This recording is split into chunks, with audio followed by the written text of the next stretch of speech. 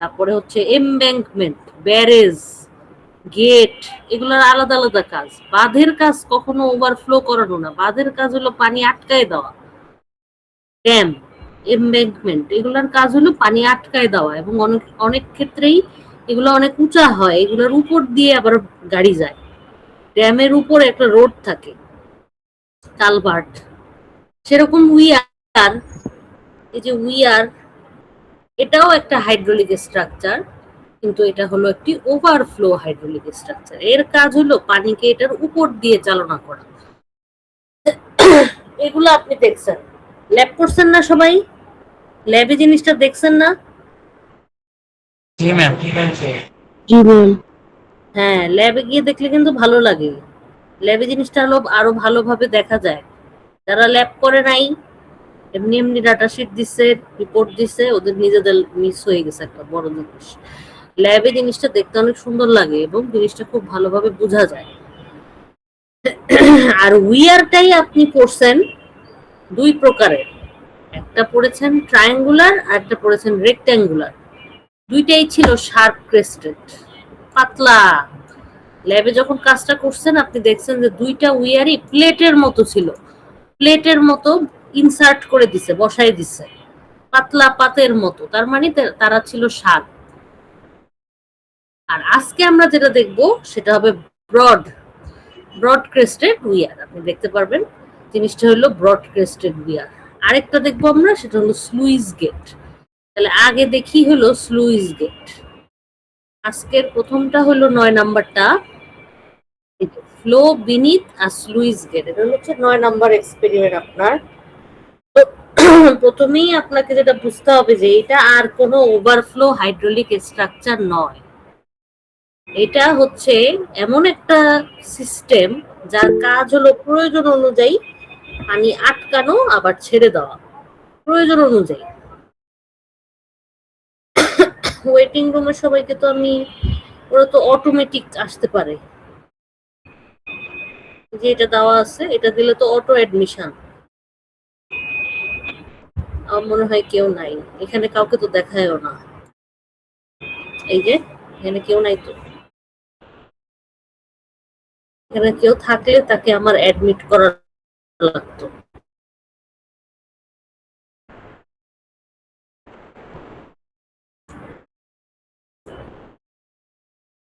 Auto admission দেওয়া আছে, এটা সবাই আসতে পারার কথা। আচ্ছা, যেটা বলতেছিলাম যে এখন যেই জিনিসটা আপনি দেখবেন, এটার নাম আপনি অনেক অনেক শুনে থাকবেন, স্লুইস গেট। এর এটা এটা যেহেতু একটা gate, but this is not any normal দরজা। যেটা হচ্ছে, এটা হলো উপরে উঠে, হ্যাঁ, উপরে তোলা যায়। উপরে তোলা যায় কেন? প্রয়োজন অনুযায়ী। অর্থাৎ প্রয়োজন পড়লেও আবার পানিটাকে ছাড়তে হবে, না ছাড়লে আপ স্ট্রিমে বন্যা হয়ে যাবে, ফ্লাডিং হয়ে যাবে। তখন গেটটা উপরে তুলে দিলে ফ্লোটা এটার নিচ দিয়ে চলে যাবে। আবার প্রয়োজন পড়লো আমার এখানে এখন পানি লাগবে, পানিটাকে রিজার্ভ করে রাখতে হবে ইরিগেশনের জন্য, ড্রিঙ্কিং এর জন্য, তখন গেটটা আটকানো থাকবে, পানিটা এখানে থেকে যাবে। ঠিক আছে, এই সিস্টেমটাই হলো স্লুইস গেট। এবং দেখেন এটা আর ওভারফ্লো নাই, এটার উপর দিয়ে আর পানিটা যাইতেছে না। আপনি পানির মার্কাটা খেয়াল করেন, এই যে ট্রায়াঙ্গুলার ওয়াটার টেবিলটা খেয়াল করেন, এবং এখানে অ্যারো দেওয়া আছে সুন্দর করে। দিস ইজ নট এনি মোরে ওভারফ্লো স্ট্রাকচার। এবং এখানে বলাও আছে প্রোনাউনটা, ফ্লো বিনিথ বা আন্ডার আর স্লুইস গেট। এই জায়গায় স্লুইস গেট হলো এই জিনিসটা, এই হ্যাশ হ্যাশ হ্যাশ হ্যাশ করা জিনিসটাই হচ্ছে স্লুইস গেট। তার নিচ দিয়েই পানিটা যাচ্ছে। ঠিক আছে, তাহলে সেটা যদি হয়ে থাকে, তাহলে আমাকে কেউ একজন বলেন এই জিনিসটা কি আর এই জিনিসটা কি। এই যে এখানে এই পাশে আর এই পাশে দুটো ট্রায়াঙ্গেল আছে, এই দুটো জিনিস কি? এটা হচ্ছে হাইড্রোস্ট্যাটিক ফোর্স। পানির প্রেসার। হ্যাঁ, ভেরি গুড, একদম ঠিক। পানির প্রেসার বা প্রেসার রিলেটেড যে ফোর্সটা, সেটাই, কিন্তু কোনো স্ট্রাকচার না। ঠিক আছে, এটা হলো হাইড্রোস্ট্যাটিক ফোর্স, যেটা হচ্ছে লিনিয়ার, পানির ডেপথের সাথে যেটা সম্পর্কটা থাকে সবসময় লিনিয়ার, যত বেশি ডেপথ বাড়বে তার ভ্যালুটা তত বাড়বে। ঠিক আছে, এটা হচ্ছে সেটা দেখানো হচ্ছে। আচ্ছা, এই পাশেও তাই দেখানো হচ্ছে। এখন এখানে কয়েকটা ডেপথ আছে, ডেপথ গুলা কি কি ডেপথ এটা আপনাকে জানতে হবে, যে y1 y2 yg এগুলো কোনটা কি আপনাকে জানতে হবে। y1 টা হলো, আমি লিখে দিচ্ছি, আপস্ট্রিম ডেপথ। অর্থাৎ আপস্ট্রিম বলতে কি বোঝায়, সবসময় কি আপস্ট্রিম মানে উঁচা উঁচা উঁচা জায়গা পানি উঠে নামে, তাহলে এটা কি হায়ার এলিভেশনটাই আপস্ট্রিম? না, আসলে হচ্ছে কোন হাইড্রোলিক স্ট্রাকচার যদি থেকে থাকে তাহলে তার বিফোর আগের সবকিছুই আপস্ট্রিম, এবং তার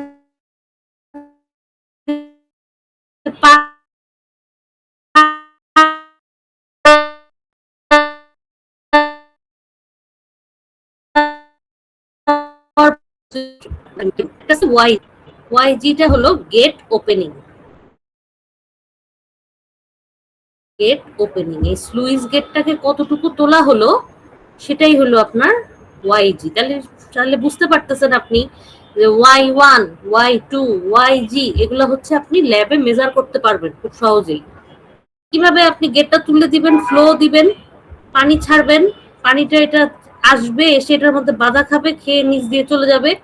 আপনি আপ স্ট্রিম মাপবেন একটা, যেটা হবে একটা বড় ডেপথ, ডাউন স্ট্রিম মাপবেন যেটা স্বাভাবিকভাবেই হবে একটা ছোট ডেপথ, আর কতখানি আপনি গেটটা তুললেন সেই ভ্যালুটা হবে গেট ওপেনিং। এই তিনটা জিনিস আমরা ফার্স্টে মাপবো।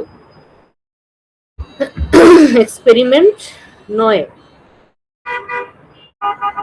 এই তিনটা জিনিস সবার আগে মাপতে হবে। আচ্ছা, এখন আমাকে একটু দেখে দেখে বলেন তো, YG বড় না Y2 বড়? ছবি দেখে বলেন। হ্যাঁ, ছবি অনুযায়ী YG বড় আসছে না Y2 চেয়ে, কিন্তু হওয়ার তো কথা ছিল YG টা Y2 টা সমান। এখানে গেটটা তোলা হয়েছে YG পরিমাণ, তার মানে পানির কাছে জায়গা আছে YG পরিমাণ। আপনি পানিকে YG পরিমাণ অ্যালাউন্স দিচ্ছেন, যে এতখানি জায়গা দিয়ে দিচ্ছেন যাওয়ার জন্য, কিন্তু ও কি করলো, এটার নিচ দিয়ে যাওয়ার সময় সে এটার চেয়েও ছোট হয়ে গেল, ডেপথটা আরো কমে গেল। Y2 কিন্তু always smaller then YG। Y2 is smaller then YG। এই যে এটার কারণটা কি? এটার কারণটা হলো আপনারা যদি পড়ে থাকেন, হ্যাঁ কেউ কিছু বলবে? হ্যাঁ বলেন। হাইড্রোলিক জাম্পের কারণে। হ্যাঁ ঠিক আছে, কথাটা ঠিক আছে, হাইড্রোলিক জাম্পের কারণে না, হাইড্রোলিক জাম্পটা হবে এটার ফলাফল। হাইড্রোলিক জাম্পটা এখনো হয়নি, ঠিক আছে। এটার কারণটা হলো আনস্টেবল ফ্লো বা সাবক্রিটিক্যাল সুপার ক্রিটিক্যাল, এগুলো পড়ছেন না, সেইটা সেরকম। যেমন এখানে শুরুতে আপ স্ট্রিমে ফ্লোটা হলো স্টেবল, এবং stable flow is always subcritical. তার ফ্রাউড নাম্বারের ভ্যালুটা 1-এর কম। যখনই সে এরকম একটা বাধা পাবে, এই জিনিসটা কি, তার স্বাভাবিক চলার পথে, তার স্বাভাবিক ফ্লো এর পথে একটা বাধা, তখনই সে এটা পার হওয়ার সময় হয়ে যাবে আনস্টেবল। আনস্টেবল জিনিস সবসময় সুপার ক্রিটিক্যাল। আপনি যদি হাইড্রোলিক জাম্প চ্যাপ্টারটা পড়ে থাকেন, তাহলে আপনি এরকম একটা জিনিসও এখন পড়তেছেন, ফ্রাউড নাম্বার, বা এটা আসলে তারও আগে পড়ছেন আপনি ওসিএফ এ, critical, sub critical, super critical. সেখানে আপনি দেখছেন যে ফ্রাউড নাম্বার বলে একটা নাম্বার আছে, নাম্বারের ভ্যালুটা 1 হইলে ক্রিটিক্যাল, 1-এর কম হইলে সাব, 1-এর বেশি হইলে সুপার। এইখানে ফ্লোটা হলো আনস্টেবল। আনস্টেবল ফ্লো সবসময় লো ডেপথে হয়, সবসময় সে ছোট ডেপথ অবলম্বন করে যায়, এই জন্য এই ফ্লোটা আনস্টেবল। একজন যে বলল হাইড্রোলিক জাম্প হবে, তার কথাটা ঠিক আছে, হাইড্রোলিক জাম্পটা হবে পরে, এইখান দিয়ে যাওয়ার পরে একটু পরে গিয়ে পানিটা আবার লাফ দিবে, কারণ এটা তো একটা আনস্টেবল সুপার ক্রিটিক্যাল কন্ডিশন। কোনো কিছু কখনোই আনস্টেবল থাকতে চায় না, আপনি নিজেই আনস্টেবল থাকতে চান না, পানি থাকবে কেন? সে যে কোনো কিছু সবসময় স্টেবল থাকতে চায়, এটাই নেচারের নিয়ম। তো পানিটাও কি করবে, একটু পরে সে স্টেবল হইতে যাবে, এবং স্টেবল হইতে হইলেই তাকে এরকম হইতে হবে, অর্থাৎ হাই ডেপথ নিতে হবে।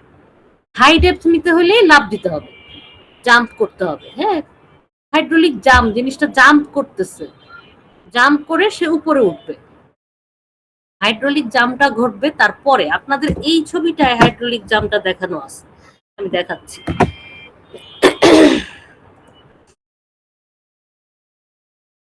এগুলা ওসিএফ এ আরো খুব ভালোভাবে বলার কথা। এই যে এই ছবিটায়, এই ছবিটাই দেখেন একই ঘটনা। আপ স্ট্রিম, এটা আমি গতদিন হয়তো বা বলি নাই, বলতে ভুলে গেছি। এই যে আপ স্ট্রিম, এই যে ডাউন স্ট্রিম। আপ স্ট্রিমটা একটা বড় ডেপথ, মানে ওর ন্যাচারাল যেই ডেপথ, সেই ডেপথ নিয়ে সে আসতেছে, এটা স্টেবল। পার হওয়ার পরে সে তার ডেপথটা কমে গেল, এটা আনস্টেবল। কিন্তু সে আনস্টেবল তাকে স্টেবল হইতে হবে, সেজন্য সে কি করবে, এখানে একটা লাফ দিবে। এই যে লাফ দিল, এইটাই তার হাইড্রোলিক জাম্প। হাইড্রোলিক জাম্প দেওয়ার পরে সে আবার হয়ে যাবে স্টেবল। সে খুব অল্প সময়ের জন্যই আনস্টেবল থাকে। এবং এখানে আনস্টেবিলিটিটা কেন ঘটলো, এই জিনিসটার জন্য। এই জিনিসটা তার চলার পথে বাধা। ঠিক আছে, সেম এখানেও তাই, এখানেও তাই।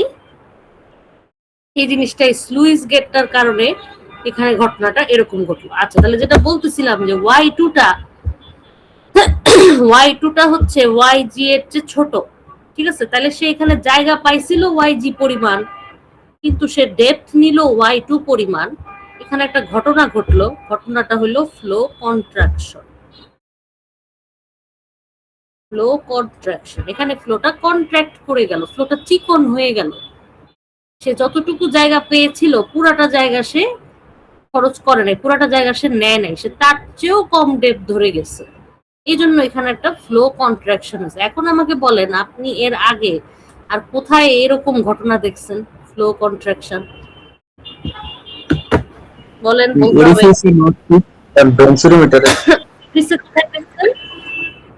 হ্যাঁ, এগুলোতে হ্যাঁ, যেই বিন্দুটাই দেখছেন ওটার নাম কি? Vena contractor. Very good, very good, very good understanding. Like vena contractor এখানে আমরা দেখছি। তারপরে আরো দেখছি, সেটা হচ্ছে like throat in venturi metre. Venturi মিটারের থ্রোট। হ্যাঁ, এই তো vena কন্ট্রাক্টা in ওরিফিস mouthpiece, R throat in venturi metre. এই যে এই জিনিসগুলা ছিল, এই সবগুলাতেই কিন্তু এরিয়াটা চিকন হয়ে গেছিল, ফ্লোটাকে সংকুচিত করছে। এরকম ঘটনা ওপেন চ্যানেল ফ্লোতেও হইতে পারে, এটা বোঝানো এখানে যায়। এটা দিয়ে আপনি বুঝবেন, সেটা হলো এই যে y2 yg চেয়েও ছোট। ন্যাচারালি পানিটা এরকম হবে, সে অনেক আনস্টেবল হয়ে যাবে, সে একটা ছোট ডেপথ ধরে আগাবে। তো এই জন্য যেহেতু এখানে একটা ফ্লো কন্ট্রাকশন হয়েছে, এখানে আপনি একটা কোএফিসিয়েন্ট অফ কন্ট্রাকশন পেয়ে যাবেন শুরুতেই।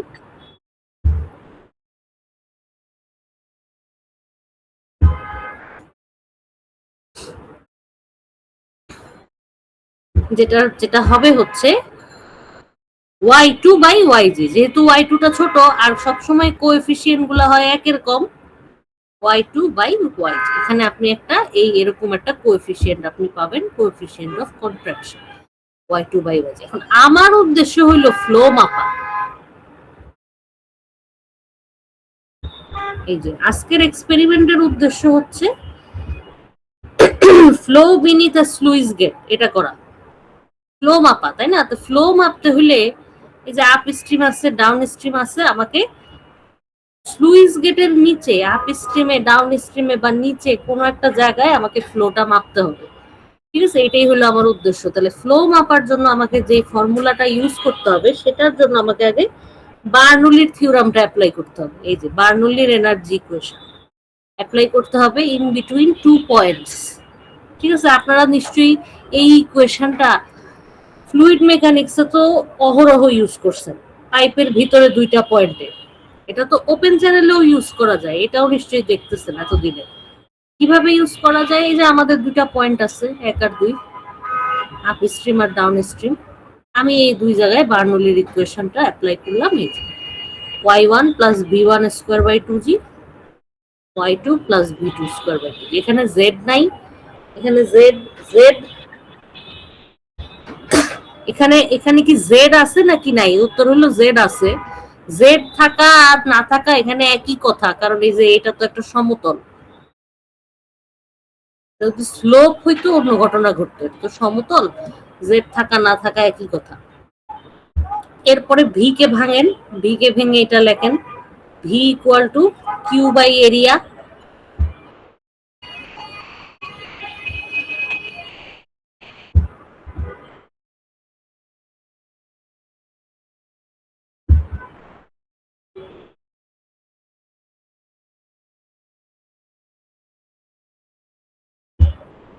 In upstream and downstream, তখন y1 plus v1 square by 2g equal to y2 plus v2 square by 2g। এখন ভি কে ভাঙলে কি কি লিখবো? কিউ বাই এরিয়া লিখবো, তাই না? এখন আমার কিউটা কি, ফ্লোটা কি? ফিক্সড।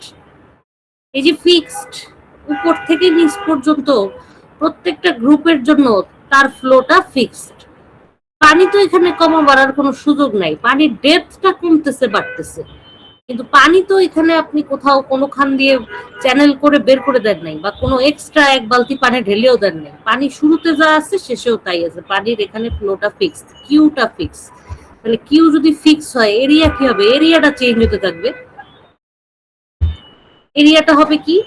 এটা তো একটা চ্যানেল, এইরকম একটা চ্যানেল, টপ ভিউ। আপনার ল্যাবের চ্যানেলটা যেরকম, ল্যাবের ফ্লুমটা যেরকম, এটা তো সেটাই, এটা তো ল্যাবের ফ্লুমটা। তাহলে এটা কি আছে? একটা দৈর্ঘ্য, একটা প্রস্থ আছে বি, আর একটা হাইট আছে ওয়াই। তো আপ স্ট্রিম যখন লিখবেন তখন লিখবেন V Y one, downstream যখন লিখবেন তখন লিখবেন বি ওয়াই টু। এই ভি ওয়ান আর ভি টু কে ভেঙে লিখলাম কেন? আমার তো উদ্দেশ্য এরে বের করা, এই যে এটাই হলো আমার মেইন ডিটারমিনেন্ট, এটাকেই তো আমি বের করতে চাই, কিউটাকে। এই জন্য আমি ভি ওয়ান আর ভি টু কে কিউ দিয়ে রিপ্লেস করে দিলাম। ঠিক আছে, প্রশ্ন থাকলে জিজ্ঞাসা করবেন। এই যে দেখেন, এই যে কিউ দিয়ে রিপ্লেস করে দিলাম। দেখেন কিউ কিন্তু কিউ ওয়ান কিউ টু না, কিউ কিন্তু একটাই কিউ। ফ্লো কিন্তু ফিক্সড। আপনি যে ফ্লো থ্রু ফ্লোটা যে মাপেন, আপনি ফ্লো মিটার দিয়ে যে মাপেন, ডিসচার্জ ফ্রম ডিসপ্লে যে লেখেন, সেখানে কি আপনি দুই জায়গায় দুই রকম মান লেখেন? উপরে একরকম, পার হয়ে যাওয়ার পরে আরেক রকম না, কিন্তু পুরা পানিটা পুরাটা দিয়ে চলে আসার পরেই কিন্তু আপনি একটা ভ্যালু পান, সেটাই কিন্তু আপনি লেখেন, ওটাই কিন্তু আপনার ফ্লো। এইরকম বেসিক কিছু জিনিস মাথায় থাকতে হবে, যে আমি কিন্তু একটা ফ্লোই পাই, ফ্লো আমার ফিক্সড। আচ্ছা, এরপরে কিউটাকে বামে রাখলো, বাকি সবাইকে ডানে নিয়ে গেল, এরকম একটা ইকুয়েশন আসলো। এগুলা কোনোটাই আমরা ইউজ করব না, আমরা কোনটা ইউজ করব সেটা বলতেছি। এই যে কিউটাকে বামে রাখলো, বাকিদেরকে ডানে নিয়ে গেল। এরপরে বলা হয়েছে এখানে যে the small reduction in flow velocity due to the viscous resistance between section 1 and 2 may be allowed। বলছে এখানে একটা স্মল ভেলোসিটি রিডাকশন হতে পারে 1 আর 2 এর মধ্যে, সেজন্য এখানে একটা coefficient of velocity CB introduce করা হলো। এই যে সিবি, সিবি ইন্ট্রোডিউস করা হলো। যখনই এখানে কোনো কোএফিসিয়েন্ট ইন্ট্রোডিউস করা হবে ডান পক্ষে, তখনই এই কিউটা হয়ে যাবে কিউ অ্যাকচুয়াল। আমার এই কথাগুলো আজব লাগতে পারে, কিন্তু আসলে এগুলো মানে আপনাদের জানা কথা। এই যে Q A by Q T equal to CD. যখনই আপনি কিউ কে বামে রাখেন আর কোনো কোএফিসিয়েন্ট দিয়ে ডানে আরেকটা কিউ কে গুণ দেন, তখন আসলে ডানের কিউটা হলো থিওরিটিক্যাল, বামের কিউটা হলো অ্যাকচুয়াল।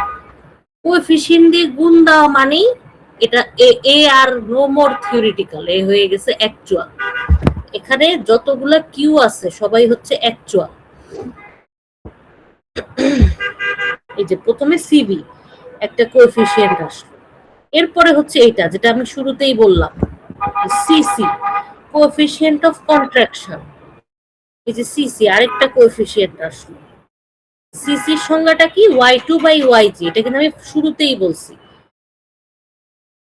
এই যে y2 বাই yg সিসি, এই দুটা কোএফিসিয়েন্ট এখানে অ্যাটাচ করা হলো। এরপরে পুরো জিনিসটা তো রয়ে গেছে, এরপরে দেখেন ঠাস করে 8 থেকে 9 হয়ে গেছে সিডি, বাকি কিছু জিনিস ফিক্সড আছে। তাহলে এখন আমরা এই ফর্মুলাটা বুঝি। 9 নাম্বার ফর্মুলাটা ভিভিআই, এই যে এটা এখানে দেওয়া হয় নাই, আচ্ছা আমি দিয়ে দিচ্ছি।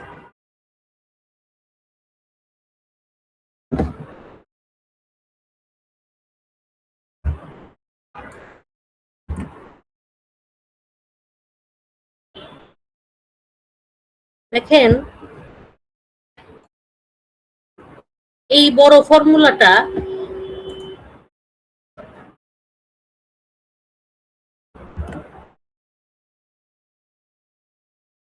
এই এই বড় ফর্মুলাটা মধ্যে অনেকে আছে, সিসি আছে, সিবি আছে, অনেক কিছু আছে।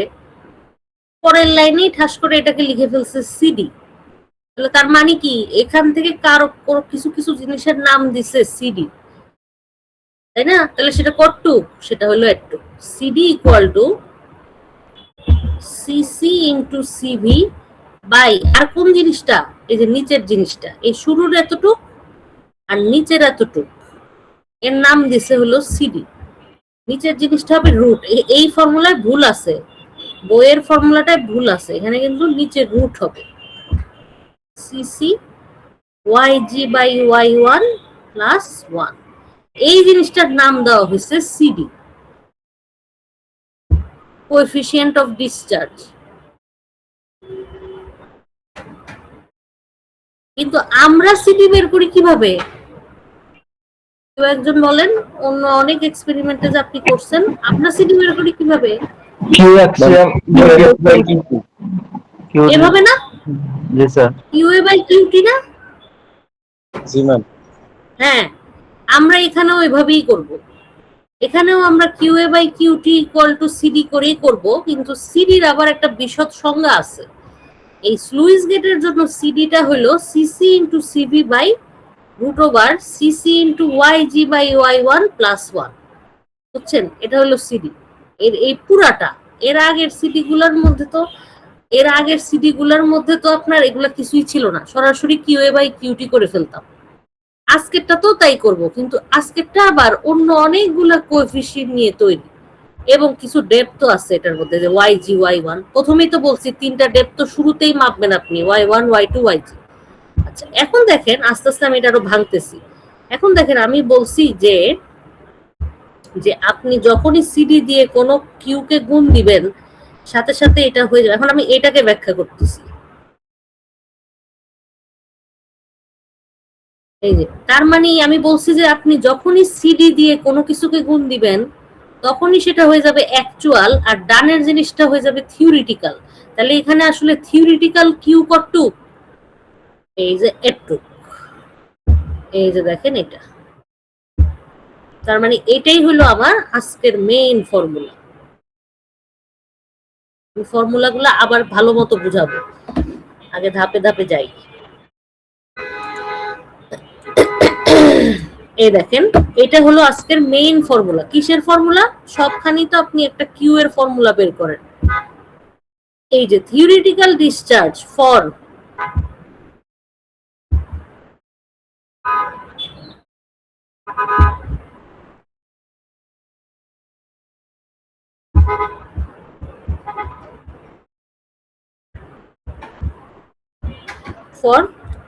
Sluice gate QT equal to এই ফর্মুলাটা। তাহলে এই ফর্মুলাটা আমি লিখি, তারপর আমি ভেঙে বলতেছি। এইটা হলো ফর্মুলাটা, ঠিক আছে? তাহলে এখন বলেন কিউ ইকুয়াল টু আসলে কি? এরিয়া গুণন ভেলোসিটি, তাই না? তাহলে এখন এইখানের মধ্যে কোথায় এরিয়া আছে দেখেন তো, একটুকু জায়গার মধ্যে, একটুকু লেখার মধ্যে এরিয়া কোথায় আছে দেখেন, দেখে বলেন। ম্যাম বিওয়াইজি। এটা কে বলছে? রোল কত? Very good. কোন সেকশন আপনি? ম্যাম এ সেকশন 40। আচ্ছা, খুব ভালো, খুব ভালো, ভেরি গুড। এই যে দেখেন, এটা হচ্ছে এরিয়া। এটা কিভাবে এরিয়া? আমি টপ ভিউটা আবার আঁকাই। এই যে বি, আর সাইড ভিউ দেখলে আপনি ডেপথটা পেয়ে যাবেন। এই যে স্লুইস গেটের নিচের ডেপথটা হলো ওয়াইজি। এই যে দৈর্ঘ্য, সরি এই যে প্রস্থ, এই যে উচ্চতা বিওয়াইজি। আর কেন আমি এই এরিয়াটাই নিলাম, কারণ আমাকে তো বলছে flow under the sluice gate, তাহলে আন্ডার দ্য স্লুইস গেট এরিয়াটাই তো আমি নিব, তাই না?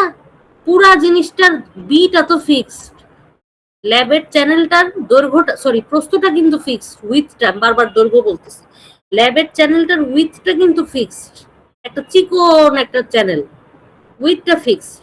চেঞ্জ হচ্ছে কি বারবার ডেপথ, শুরুতে y1, গেটের নিচে yg, শেষে y2। এখন আপনাকে বলছে গেটের নিচে ফ্লো বের করেন, তাহলে আপনি নিশ্চয়ই গেটের নিচের এরিয়াটাই দিবেন, সেটা হচ্ছে byg। এবং বাকি যে জিনিসটা আছে এটা কি ভেলোসিটি, √2gh। সেখানেও আমার গেটের নিচের ডেপথটাই আমি ধরতে পারতাম, √2gyg ধরতে পারতাম, কিন্তু আমি তো এখানে একটা সিভি গুণ দিছি, সিভি গুণ দিয়ে আমি সেখানে ভেলোসিটির ভ্যারিয়েশনটা আমি সীমিত করে আনছি, ভেলোসিটির আর ভ্যারিয়েশন নাই, এজন্য আমি এখানে লিখছি √2gy1। কেন ভেলোসিটি ইকুয়াল টু √2gh, এটা তো সব এক্সপেরিমেন্ট আপনি দেখতেছেন। আর এরিয়াটা হচ্ছে বিভিন্ন জিনিসের এরিয়া। এর আগে যখন আপনি দেখছেন ওরিফিস, তখন আপনি দেখছেন এরিয়া অফ দ্য ওরিফিস, যখন লিখছেন মাউথ পিস তখন লিখছেন area of the mouth piece, আজকে লিখতেছেন স্লুইস গেট, তখন হচ্ছে area under the sluice gate. দেখেন তো বুঝছেন কিনা আপনারা, থিওরিটিক্যাল ডিসচার্জের ফর্মুলাটা বুঝছেন কিনা? না বুঝলে প্রশ্ন করবেন। জি ম্যাম, বুঝতে পারছি। জি ম্যাম, বুঝতে পারছি। মানে সবাইকে বুঝতে হবে আর কি থিওরিটিক্যাল ডিসচার্জটা মাপার জন্য। তাহলে আপনার কি কি কি কি ডেপথ মাপতে হবে বলেন তো? টু বি মেজার্ড কি কি? YG আর Y1। YG, Y1 আর B, তাই না? হ্যাঁ, বিটা তো ফিক্সড, একবার মাপলেই হবে। YG Y1টা তো আমি শুরুতেই মাপবো, Y2টাও মাপবো। তাহলে এইভাবে আমি আসলে থিওরিটিক্যাল ডিসচার্জটা পেয়ে যাব। এখন বলেন অ্যাকচুয়াল ডিসচার্জটা কিভাবে পাবো? ম্যাম সিডি সূত্র দিয়ে। না, প্রতিদিনই তো আমি বলছি অ্যাকচুয়াল ডিসচার্জ একই জিনিস। এটা কি পরিমাণ পানি গেল স্লুইস গেটের নিচ দিয়ে, গিয়ে সেটা একটা ট্যাঙ্কে পড়লো, তো সেই ভলিউমটা, আর আমি যদি স্টপওয়াচ দিয়ে টাইম মাপি সেটা, অথবা বাই ফ্লো মিটার, আপনারা তো এটা দিয়েও মাপেন, ওই যে ডিসচার্জ ফ্রম ডিসপ্লে, এই যে আপনি কিউএ, এই ফর্মুলাটা চিরদিন একই থাকবে, কারণ এটা তো ওর সংজ্ঞা, এটা তোর পরিচয়, এটা তো কখনো আপনি চেঞ্জ করতে পারবেন না, আপনি এইভাবেই মাপবেন ভলিউম বাই টাইম। তাহলে আমরা এগুলা কেন লিখছি আগে? তার কারণ আমরা আসলে উল্টা কাজ করতেছি আর কি, আগে দেখছি পরে কি করব, কিন্তু আগে কি করব এটা আগে দেখিনি। আগে করব হলো কিউএ কিউটি, স্বাভাবিকভাবে আমি বের করে নিব, কিউএ বের করব অন্য সকল এক্সপেরিমেন্টের মতো ভলিউম বাই টাইম, কিউটি বের করব এই ফর্মুলাটা দিয়ে, ইউআইজি √2gy। প্রত্যেকটা এক্সপেরিমেন্ট তো তাই হচ্ছে, কিউটির একটা ফর্মুলা বের হচ্ছে আর কিউ এটা কিন্তু এটাই থাকতেছে। তারপরে আমরা করতেছি কি, আমাদের যেটা জানা জিনিস সিডি বের করতেছি আমরা।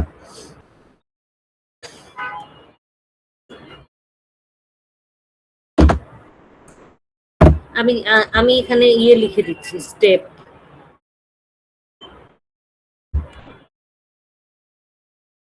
তাহলে আপনার কাছে কিউএ আছে, কিউটি আছে, পরের কাজটা হবে হলো আপনার যেটা সবচেয়ে সহজ, সিডি বের করা, কিউএ বাই কিউটি।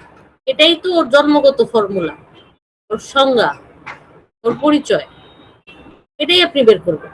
তাহলে আমরা এইটা কেন শিখলাম, এই বাজে জিনিসটা কেন শিখলাম? তার কারণ বাকিদেরকে তো বের করতে হবে, সিসিসিবি ওদেরকে তো বের করতে হবে। স্টেপ 4 হলো আপনি আরেকটা কোএফিসিয়েন্ট শিখছেন, সিসি, y2 বাই yg, এটাও আপনি বের করে ফেলবেন। কিভাবে? এই যে এইগুলো তো আমি আগেই মাপছি, y1 y2 yg শুরুতেই আমি তিনটা জিনিস মাপবো, এই তিনটা জিনিসই আসলে আমি মাপবো, আর বি তো আছে। পানির ডেপথ আমি এই তিনটাই মাপবো, মেপে আমি এই এই এই পর্যন্ত আসবো। সিডি বের করলাম, সিসি বের করলাম। স্টেপ 5 হলো সিবি বের করা। সিবি বের করার সময় আমার লাগবে কাকে? এই বড় জিনিসটাকে লাগবে। এই যে দেখেন, এখানে আপনি সিডি জানেন, সিসি জানেন, সিসি জানেন, ওয়াইজি বাই ওয়াই1 জানেন, +1 জানেন, জানেন না শুধু কি সিবি। অর্থাৎ ফর্মুলাটা সিডির হইলেও এটা দিয়ে বের হবে হচ্ছে সিবি। তাহলে এখন আমি এটা লিখে ফেলি। তাহলে সিবি কে বামে রাখেন, বামে রেখে যা হয় কি হয় সেটা লিখতে হবে।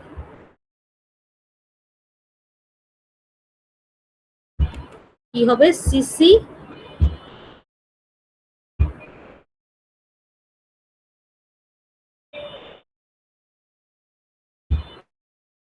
সরি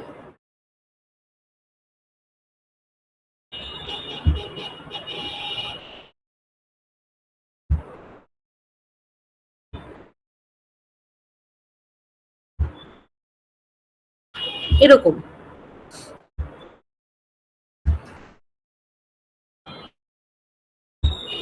এই যে এখান থেকে আসলে বের হবে ও সিডি ইন্টু এই পুরা জিনিসটা ভাগ এটা। সিবি কে বামে রাখলাম, এটাই আমার স্টেপ 5। এই পর্যন্ত আসতে পারলেই আমার সিসি সিবি সিডি এবং কিউএ কিউটি বের হয়ে যাবে for flow under sluice gate. দেখেন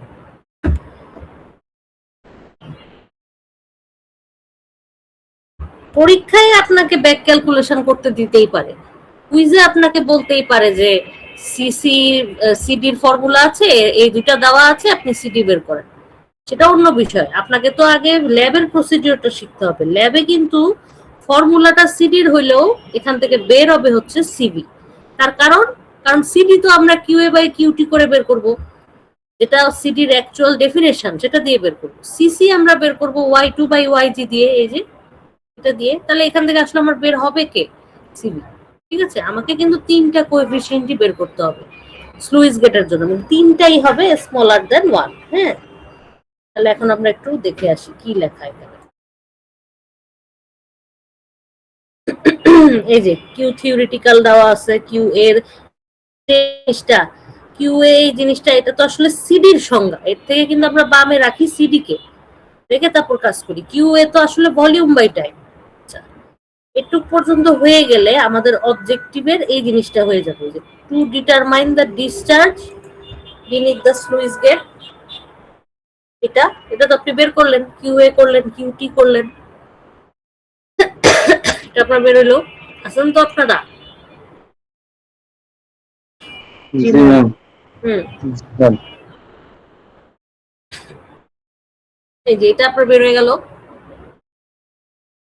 আর এটাও বের হয়ে গেল, to determine CB CC CD. ঠিক আছে, এই দুটা পয়েন্ট আপনার হয়ে গেল। এখন আছে to plot to plot to plot, কিন্তু গ্রাফ আঁকানোর আগে আরো দুইটা জিনিস জানতে হবে, তাইলে স্লুইস গেট কমপ্লিট। সেটা হচ্ছে যে এইখানে দেখেন, এই ছবিতে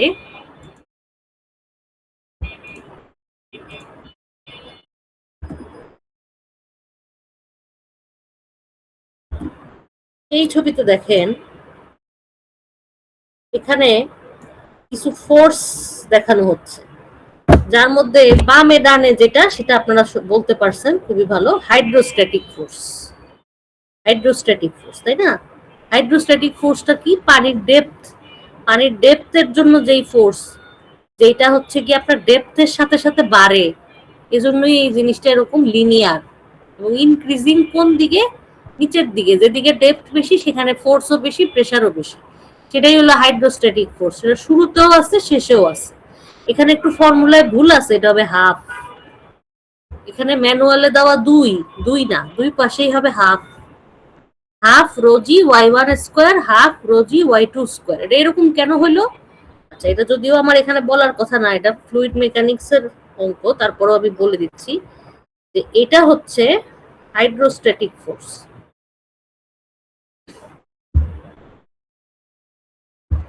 যেটার ফর্মুলাটা হলো গামা এইচসি এরিয়া, ঠিক আছে?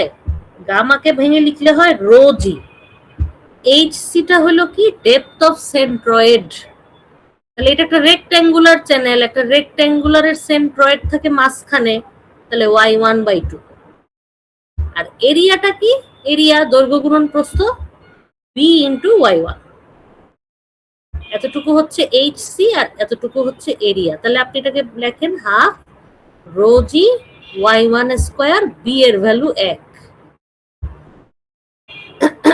ফর ইউনিট উইথ, ঠিক আছে? আবার এই জিনিসটাই ডাউন স্ট্রিমে হলো হাফ রো জি y2 স্কয়ার।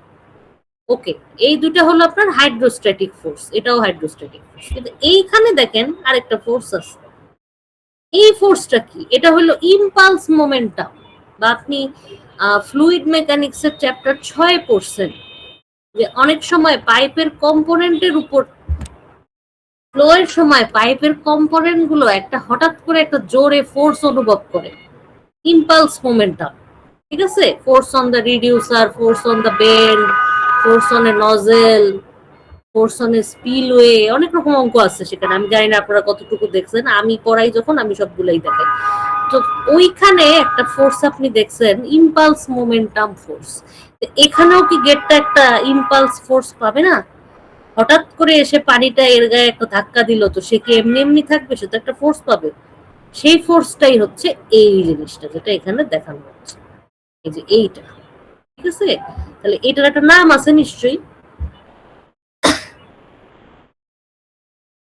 এই যে সরি এটা এখানেই লেখা আছে, আমি দেখি নেই, এই যে FG, thrust on the gate.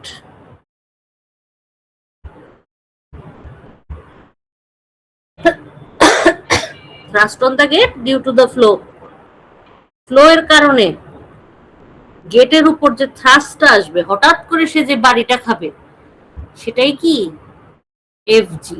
এবং সেই এফজির ভ্যালুটা হচ্ছে এটা। এখন আপনি বলতে পারেন এটা কেন এরকম হলো, এটা কেন এরকম হলো, এটা দেখানো এই কোর্সের অংশই না। এটা 361 এর চ্যাপ্টার 1 এই দেখানো হয়।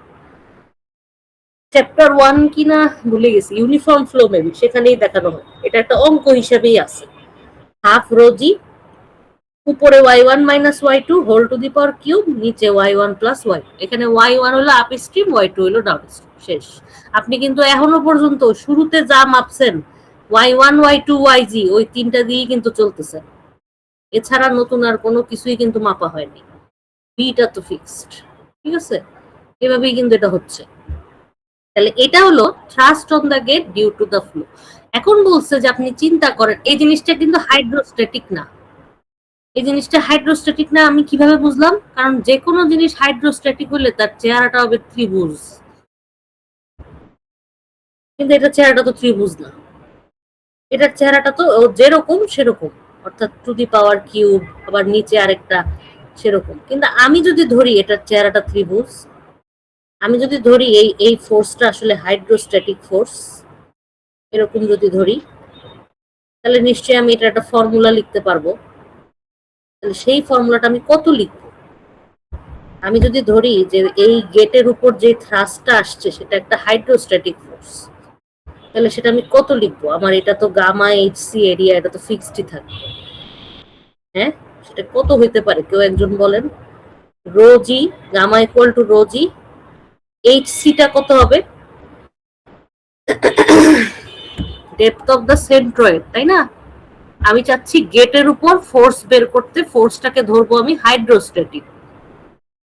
তাহলে আমি এইচসিটা কত লিখবো? কোনো কিছুর অর্ধেক লিখবো। সেই অর্ধেকটা কত? কিসের অর্ধেক? এতটুকু অংশ কতটুকু বলেন তো? y1 minus yg. Very good, very good, impressive, very good. y1 minus yg, এই যে y1, এই যে yg, বিয়োগ দিলাম, তাহলে তো গেট আসবে, সলিড গেটটা আসবে, তাহলে তার অর্ধেক। আর এরিয়াটা আবার কত? ওই y1 মাইনাস yg গুণন b। বি লিখতে চাই না, বি এর ভ্যালু 1। তাহলে সেটা কত? হাফ রোজি পরের পাতায় যাই।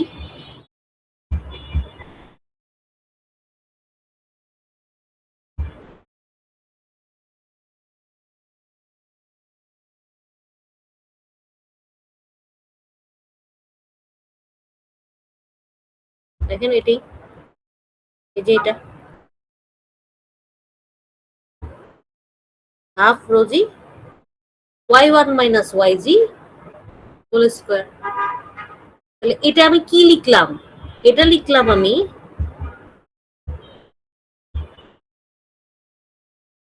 হাইড্রোস্ট্যাটিক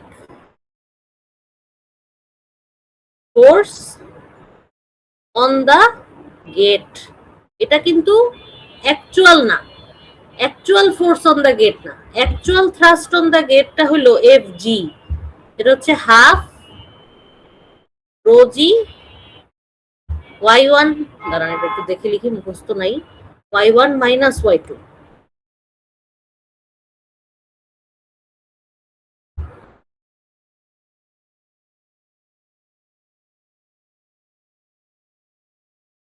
এই যে ঠিক আছে, তাহলে আপনাকে এই দুটাই বের করতে হবে, এফ জিও বের করতে হবে, এফ এইচও বের করতে হবে।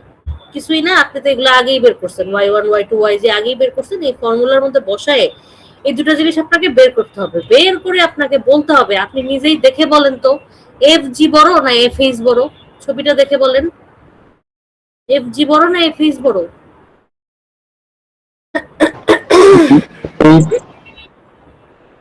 কে বড়?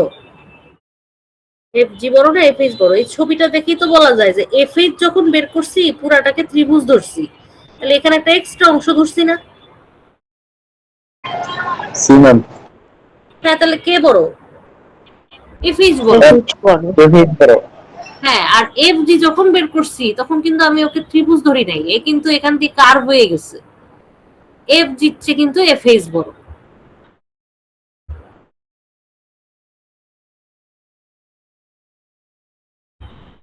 ঠিক আছে, তা আমি যদি হিসাব করি, আমি যদি এফ এইচ ধরে হিসাব করি যে আমার এই গেটটার উপর থ্রাস্ট আসতে পারে এফ এইচ পরিমাণ, যে এফ এইচটা হচ্ছে বড়, তাহলে কি আমি সেফ থাকবো না রিস্কে থাকবো?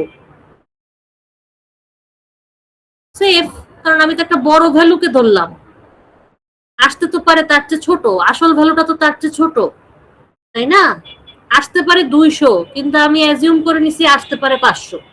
কেন? কারণ যে এফ এইচ ধরছি, তাহলে আমি সেটা ধরে ডিজাইন করতে পারি, তাহলে তো আমার গেটটা ফেল করার এখানে আর কোনো সুযোগ নাই। কেউ যদি এফ এইচ ধরে গেট ডিজাইন করে কোনো সমস্যা নেই, আপনাকে এফ জি বাই এফ এইচটাও এখানে বের করতে হবে। এতগুলা কথা বলার এটাই হলো মূল কথা, যে লাস্ট অফ অল সে বের করবে, স্টুডেন্ট বের করবে F G by F H equal to what? ভ্যালুটা হবে অবশ্যই একের ছোট। কেন? কারণ এই যে এফ এইচ তো বড়। ঠিক আছে, এফ এইচ এর চেহারাটা হচ্ছে ট্রায়াঙ্গুলার, ও কিন্তু ট্রায়াঙ্গুলার না, ওর মধ্যে কিন্তু একটা কার্ভ পোর্শন আছে। এই যে এই গেটটার উপর এরকম করে এরকম হয়ে গেছে, দিস ইজ এফ জি। কিন্তু এই গেটটার উপর এরকমটা হলো এফ এইচ। দেখে আসি এখন এখানে কি বলছে। এই যে F G F H A পর্যন্ত বের করতে হবে, এফ জি বাই এফ এইচটা আমার কাজে লাগবে, এফ জি বাই এফ এইচটা আমাকে বের করতে হবে। ঠিক আছে, তাহলে তার আগে আমি ডাটা শিটটা দেখি। এই যে ডাটা শিট, তাহলে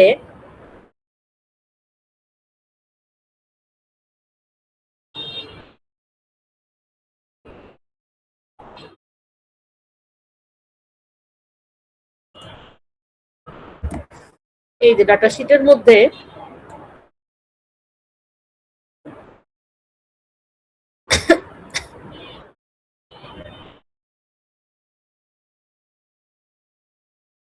ডাটা শিটের মধ্যে আমি মার্ক করে দিচ্ছি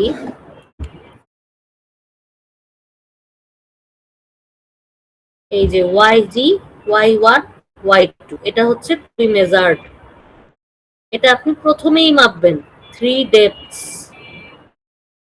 এবং y2টা হবে yg এর চেয়ে ছোট। y1টা হবে সবচেয়ে বড়। আচ্ছা, volume of time, volume of water, time, এটা তো আপনি অ্যাজ ইউজুয়াল প্রত্যেকটাতেই মাপতেছেন। এই দুটো মাপা হয়ে গেলে আপনি আগেই বের করবেন Q A, volume of water by time. ঠিক আছে, তারপর কিউটি এর জন্য আপনার ফর্মুলা আছে। ফর্মুলাটা কি? বিওয়াইজি রুট ওভার 2জি y1। তাহলে আপনি কিউ এ কিউটি পেয়ে গেলে সিভি তে তো যাবেন না, সিসি তেও না, সবার আগে বের করবেন CD, Q A by Q T. ঠিক আছে, সিসির ভ্যালুটা কত? y2 by yg। এই দুটা বের করে শেষ হইলে পরে আপনি এটা ইউজ করবেন। এটা কি একটা বড় ফর্মুলা, এই যে এখানে লেখা আছে, তাই লেখা আছে। এই যে পুরা জিনিসটা আমি নিয়ে নিয়ে আসলাম, এই পুরা জিনিসটা।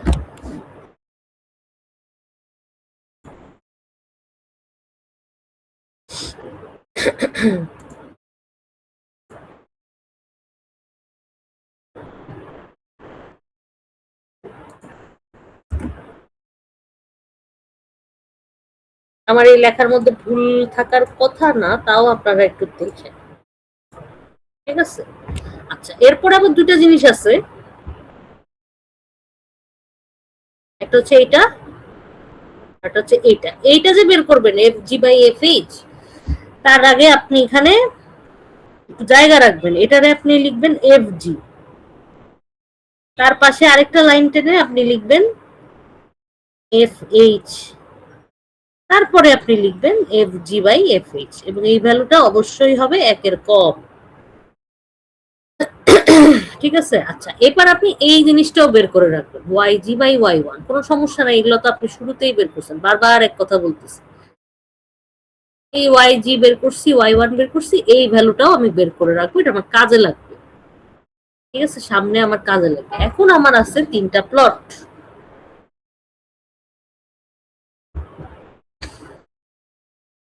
এই যে 2 প্লট, 2 প্লট, 2 প্লট, এই যে 3টা প্লট আছে, এই 3টা প্লট এখানে দেওয়াই আছে। আপনার ডাটা শিটের ডাটা পয়েন্ট দিয়ে গ্রাফ আঁকাতে হবে। এবারের গ্রাফে, আজকের গ্রাফে কোনো ওই এক্সপোনেন্ট ওগুলা বের করা করি নাই, আপনাকে সিম্পল এই 3টা গ্রাফ আঁকাইতে হবে।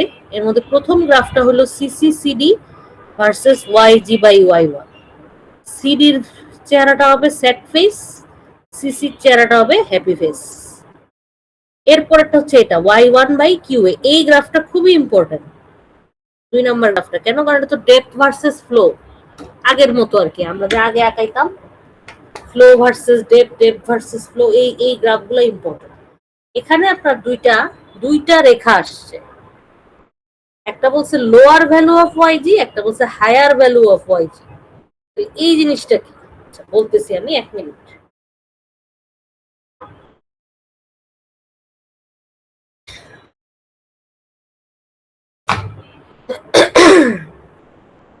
এটা হলো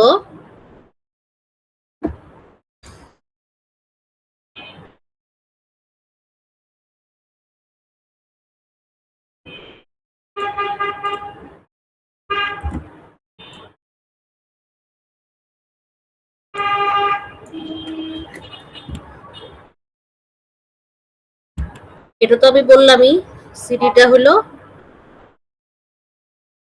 স্যাড ফেস, সিসিটা হলো হ্যাপি ফেস। এটা এভাবেই আঁকাতে হবে ডাটা শিট, অল গ্রাফ।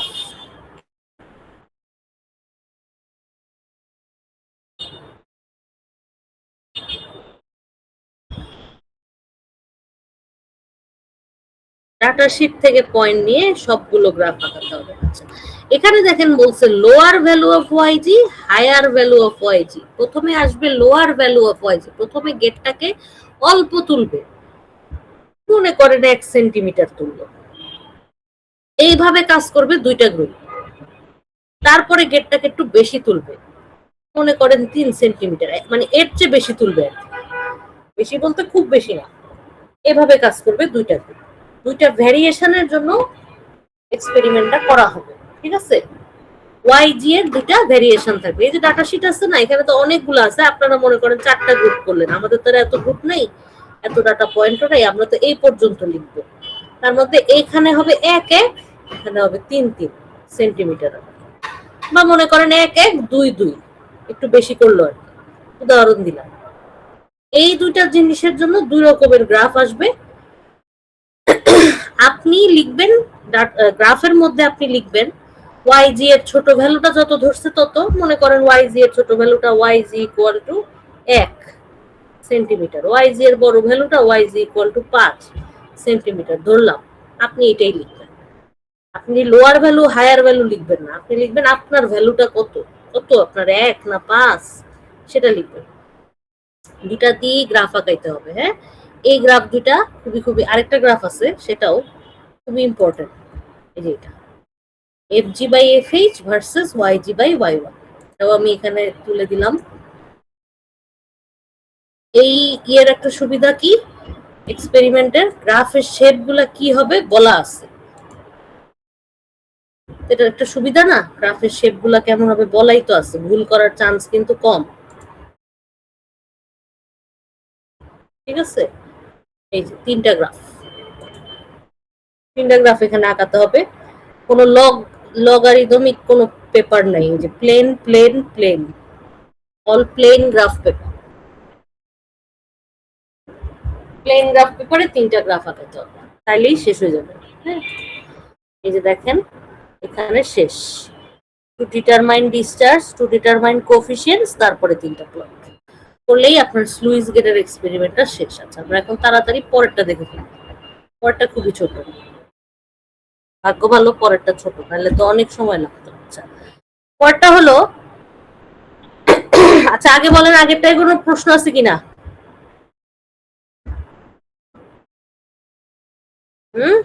প্রশ্ন থাকবে কেমনে, কিছু মনে মাথার উপর দিয়ে গেছে নাকি? প্রশ্ন আছে কিনা বলেন, খুব জটিল লাগতে পারে, এত জটিল না। ম্যাম এটাও সবগুলা গ্রাফ বেস্ট ফিট হবে না? হ্যাঁ, বেস্ট ফিটই হবে, এই ডাটা পয়েন্ট কম তো বেস্ট ফিট করেই আঁকাতে হবে। পয়েন্ট বাই পয়েন্ট আঁকালে এত স্মুথ শেপ আসবে না, এত সুন্দর এরকম একদম একদম যে এরকম কার্ভ চাচ্ছেন এটা আসতে পারে, এগুলা এত ভালো আসবে না, তো আপনার বেস্ট ফিট করে আঁকাইতে হবে।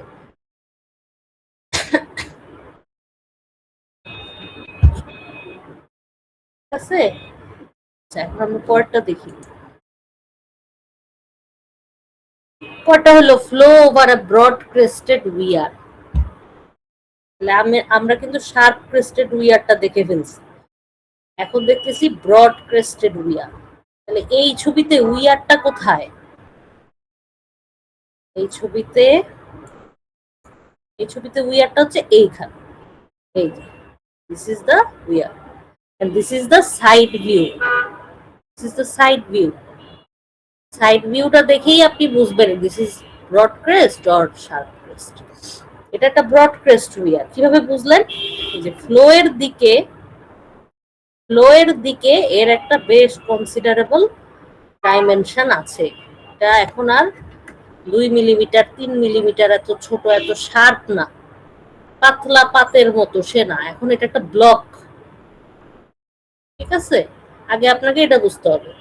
এরপরে এর কাজও কি, এই যে ওভারফ্লো হাইড্রোলিক স্ট্রাকচার, পানিকে এটার উপর দিয়ে চালনা করে দেওয়া। ইনফ্লো এটার উপর দিয়ে গেল, আউটফ্লো আবার ট্যাঙ্কে এসে জমা হইলো, আবার পাম্প দিয়ে সেটার উপরে তোলা হইলো, আবার এরকম ঘুরতেই থাকবে। আমাদের ল্যাবে তো এভাবেই করবো, একই পানি ঘুরাই ঘুরাই কাজ করতে হবে। ফ্লো মেজারিং ইউনিট আছে এখানে। আচ্ছা, তাহলে এই এক্সপেরিমেন্টের জন্য আপনার প্রথমে যে জিনিসটা জানা প্রয়োজন সেটা হলো, এখানে বলে দিছে a broad crested weir is an overflow hydraulic structure with a truly level and horizontal crest above which the deviation from hydrostatic pressure distribution because of centripetal acceleration may be neglected. অনেকগুলো ইংরেজি কথা বলছে যে broad crested wear হলো এমন একটা hydraulic structure যেটার উপরে পানিটা থাকবে ট্রুলি লেভেল এবং হরিজন্টাল, পানিটা খুব স্থির থাকবে এটার উপরে, এবং এটার উপরে প্রেসার ডিস্ট্রিবিউশনটা হবে hydrostatic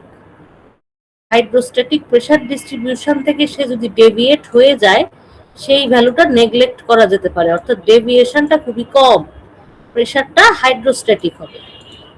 in other words the stream lines R straight and parallel. এটাই ইম্পর্টেন্ট একটা কথা, এসব জায়গা থেকে ফিল ইন দ্য ব্ল্যাঙ্কস আসবে। স্ট্রিম লাইনটা কেমন থাকবে? স্ট্রিম লাইন বা পানির প্রবাহটা হবে স্ট্রেইট এবং প্যারালাল, ঠিক আছে? এবং এই সব ঘটনা ঘটানোর জন্য এইখানে একটা লিমিট আছে। এই লিমিটটার থেকে আপনার প্রশ্ন আসবে, আপনি শিওর থাকেন। এই লিমিটটা আমি লিখে দিচ্ছি। লিমিটটা হলো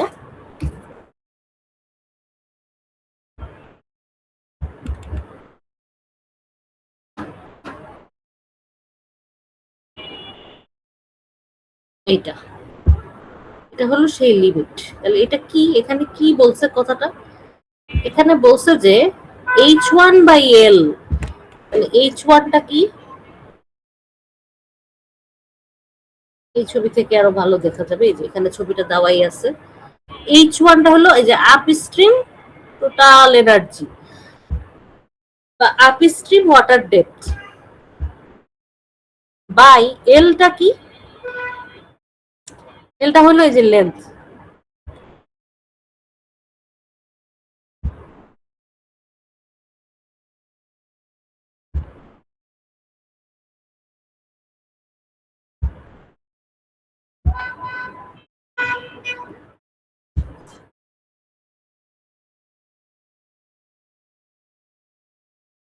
ফ্লো এর ডিরেকশনের দিকে লেন্থ, অন্যদিকে না কিন্তু।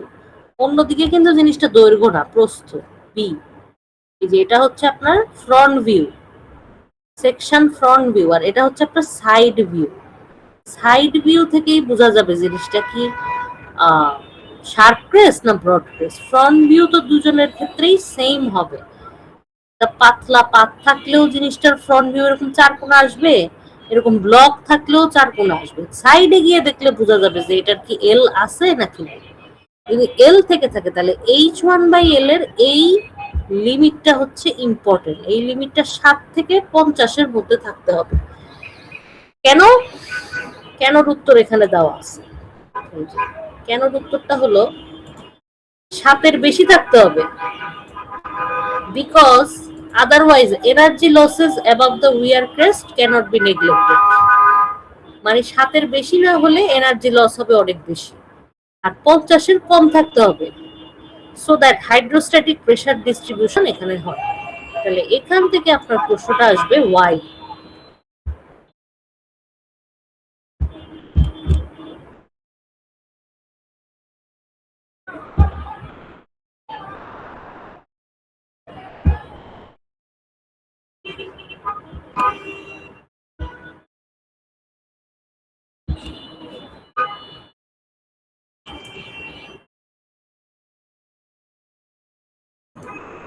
সরে না কেন?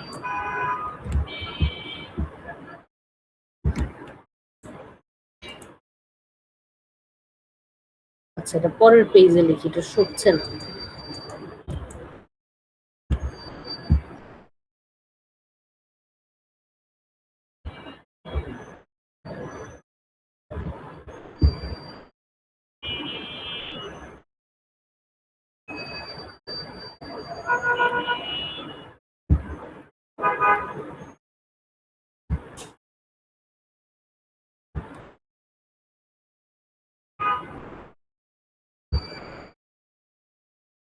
কেন? কারণ H1/L ভ্যালু গ্রেটার দেন 0.07 রাখতে হবে, otherwise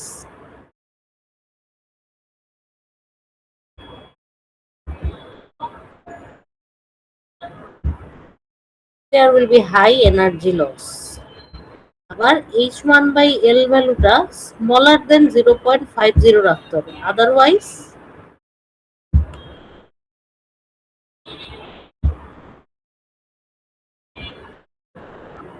pressure distribution will not be hydrostatic. কিন্তু আমাকে প্রেসার ডিস্ট্রিবিউশনটা হাইড্রোস্ট্যাটিক রাখতে হবে। হাইড্রোস্ট্যাটিক না রাখলে ফর্মুলা ডিরাইভ করা যাবে না, এই যে এখানে বলা আছে।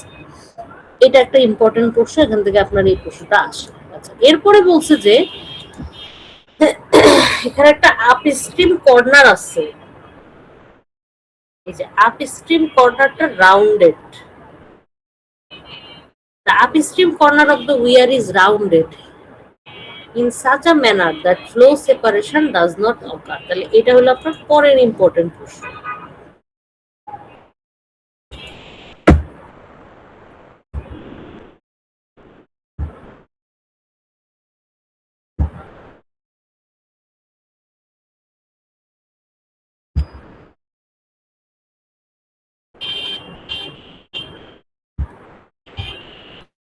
কেন আপস্ট্রিম কর্নারটা রাউন্ডেড রাখা হয়, এই যে এই রকম রাখা হয় কেন, এই যে এই জিনিসটা কেন এটা এরকম রাখা হইলো না, কেন এটাকে এরকম রাখা হইলো?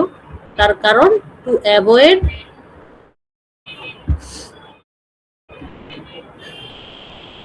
Flow separation. পানি যদি এসে এখানে এরকম শার্প জায়গা পাইতো, পানির যে স্ট্রিম লাইনটা সেটা ছিন্ন বিচ্ছিন্ন হয়ে যেত। সেটা আর আমি যেরকম রাখতে চাচ্ছি প্যারালাল এবং স্ট্রেইট স্ট্রিম লাইন রাখতে চাচ্ছি, সেটা থাকতো না। সেটা থাকতে হইলে এটাকে এরকম রাউন্ডেড রাখতে হবে। তো যে জিনিসটা রাউন্ডেড তার একটা রেডিয়াস আছে, আর আছে, তার আর ভ্যালুটা কত এখানে বলা আছে। আর ভ্যালুটা হচ্ছে 0.11 ম্যাক্স, 0.11 H1, কিন্তু 0.11 রাখাটা ইন্ডাস্ট্রিয়ালি একটু 11%, তো এটাকে রাউন্ড ফিগার করে দিছে। মিনিমাম বলছে 11%, ইকোনমিক ডিজাইনের জন্য বলছে 20%। এখান থেকে প্রশ্ন আসে এগুলো কত হইতে পারে সেই। আর মিনিমাম হলো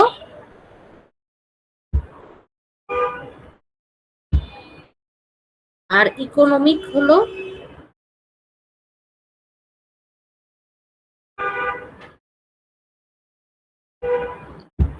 20%। এতটুকু আপনার জানা দরকার, এতটুকু জানতে হবে,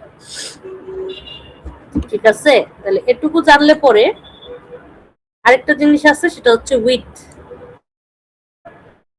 এই যে উইথের ভ্যালুটা হতে হবে H1 এর 1.45 এর বেশি, বি গ্রেটার দেন 1.45 H1। এই যেখানে দেওয়া আছে এই ভ্যালুগুলোর থেকে প্রশ্ন আসে। অনেক সময় H1 এর ভ্যালুটা দিয়ে দেয়, H1 এর ভ্যালুটা দিয়ে দেয়, বলে যে এই উইয়ারটা ডিজাইন করেন, ঠিক আছে? এই উইয়ারটাকে ডিজাইন করতে বলে, তখন আপনাকে কি করতে হবে?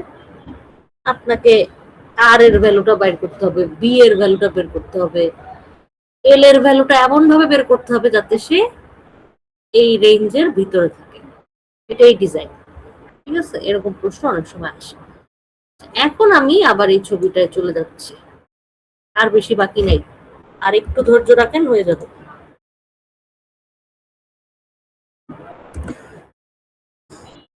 আচ্ছা, তাহলে এই ছবিতে দেখেন,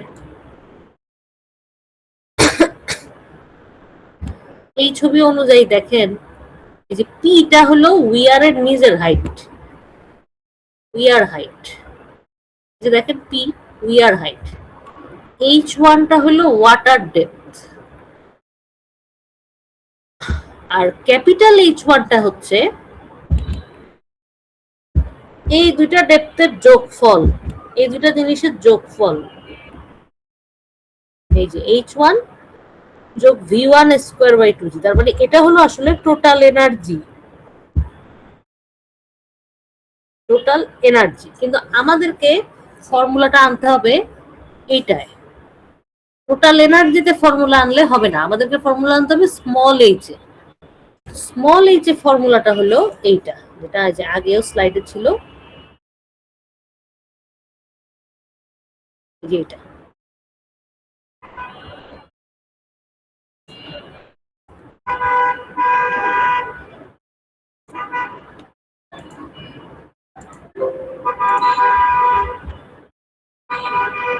এইটা, সরি ভুল বলছি,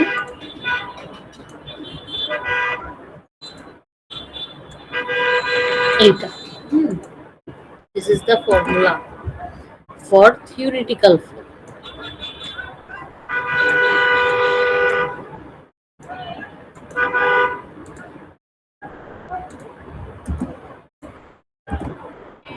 এই তাহলে এই ফর্মুলাতে কি আছে?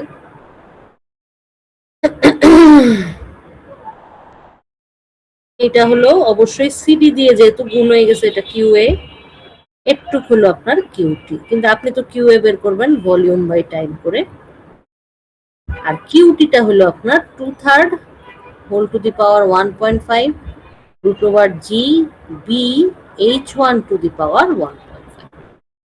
ঠিক আছে, যেখানে এতটুক হচ্ছে ফিক্সড, এতটুকু হলো কনস্ট্যান্ট, আর এতটুকু হলো water depth above the weir. ঠিক আছে, এই ছবি অনুযায়ী দেখেন, এই ছবিতে আবার ওই ঘটনাটা দেখাচ্ছে যে শুরুতে সে আনস্টেবল হাই ডেপথ পার হয়ে যাওয়ার, শুরুতে সে স্টেবল হাই ডেপথ পার হয়ে যাওয়ার পরে সে আনস্টেবল লো ডেপথ। শুরুতে হচ্ছে তার সাবক্রিটিক্যাল ভ্যালুটা, ফ্রাউড নাম্বারের ভ্যালুটা 1-এর কম, পার হয়ে যাওয়ার পর সে সুপার ক্রিটিক্যাল, ফ্রাউড নাম্বারের ভ্যালুটা 1-এর বেশি, তাহলে বরাবর মাঝখানে উপরে ধরা যায় ভ্যালুটা হলো ক্রিটিক্যাল বা ফ্রাউড নাম্বারের ভ্যালুটা 1। এখানে এটাই দেখানো হয়েছে। আপনি যদি উইয়ারের উপরে, বরাবর উইয়ারের উপরে পানির হাইটটা নেন, আপনি আসলে ক্রিটিক্যাল ডেপথটা নিচ্ছেন, ক্রিটিক্যাল ডেপথ। এখন একটা রেক্ট্যাঙ্গুলার চ্যানেলের জন্য ক্রিটিক্যাল ডেপথের সাথে টোটাল এনার্জির সম্পর্কটা কি কেউ কি জানেন? বলতে পারবে অনেকেই।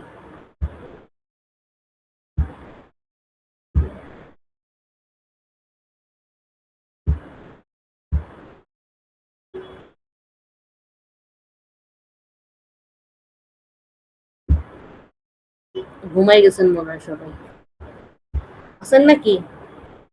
না ম্যাম, বুঝতেছি। হ্যাঁ, না ম্যাম ঘুমাই গেছি, আছেন? আচ্ছা, ভেরি গুড। এটাই বলতেছিলাম যে রেক্ট্যাঙ্গুলার চ্যানেলের জন্য টোটাল এনার্জি আর ক্রিটিক্যাল ডেপথের মধ্যে একটা সম্পর্ক আছে, এই সম্পর্কটা ওরা এখানে কাজে লাগাইছে। যদিও আমাদের এই কোনো ডিরাইভেশন আসবে না, তাও অনেকে বলতে পারে যে এখানে কেন এটা লিখলো, এই যে এটা কেন লিখলো। এটা লিখেছে তার কারণ চ্যানেলটা হচ্ছে রেক্ট্যাঙ্গুলার, এবং আমরা যদি উইয়ার বরাবর উপরে হাইট ধরি আমাদের ক্রিটিক্যাল ডেপথ আসতে পারে, সেই জন্য এটা লেখা হয়েছে। যাই হোক, ফাইনালি আমরা এটা ইউজ করব, এটা দিয়ে আমরা কাজ করব। ঠিক আছে, এবং এখানে আরেকটা জিনিস আছে, যেটা হলো এখানে সিবি আছে, একটা সিবি আছে, কিন্তু সিবি কে ধরা হয়েছে 1। বলছে যে এখানে যদি সিবি ইন্ট্রোডিউস করা হয়, সিবির ভ্যালুটা 1-এর বেশি হয়ে যায়, কিন্তু সিবি সিসি সিডি এদের ভ্যালু কখনোই 1-এর বেশি হবে না। এই জন্য আমি সিবির ভ্যালুটা 1 ধরবো। অনেক সময় এই প্রশ্নটাও এসে যায় যে এই ব্রড ক্রেস্টেড উইয়ারের জন্য সিবির ভ্যালুটা হচ্ছে 1।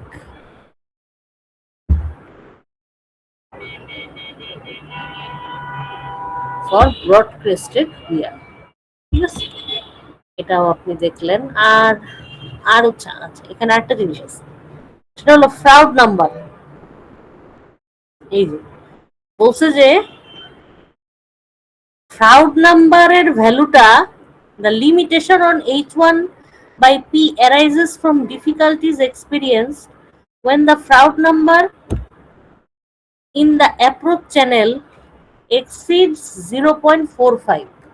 বলছে যে এই যে দেখেন, আমি যে বললাম এখানে ফ্রাউড নাম্বারের ভ্যালুটা 1-এর কম, এখানে ফ্রাউড নাম্বারের ভ্যালুটা 1-এর বেশি, তাহলে মাঝখানে নিশ্চয়ই কোথাও 1, তাই না? বলছে যে আপনি ডেপথটা এমন জায়গাতেই মাপবেন, বেশি বেশি দূরেও না বেশি কাছেও না, এমন জায়গায় মাপতে হবে যেখানে ফ্রাউড নাম্বারের ভ্যালুটা 0.45-এর কম। ফ্রাউড নাম্বারের এই পয়েন্টটা ভালো করে শিখবেন। বলছে যে ফ্রাউড নাম্বারের ভ্যালুটা যদি 0.45-এর চেয়ে বেশি হয়ে যায়, তাহলে এখানে ওয়াটার ডেপথ মাপতে ডিফিকাল্টিজ হয়। 0.45-এর চেয়ে কম এমন জায়গায় আমার জিনিসটা মাপতে হবে। এছাড়া আর এখান থেকে ইম্পর্টেন্ট কিছু নাই। আমি ডাটা শিটটা দেখি আগে। ডাটা শিটটা দেখেন, ক্যালকুলেশনটা কিন্তু ছোট।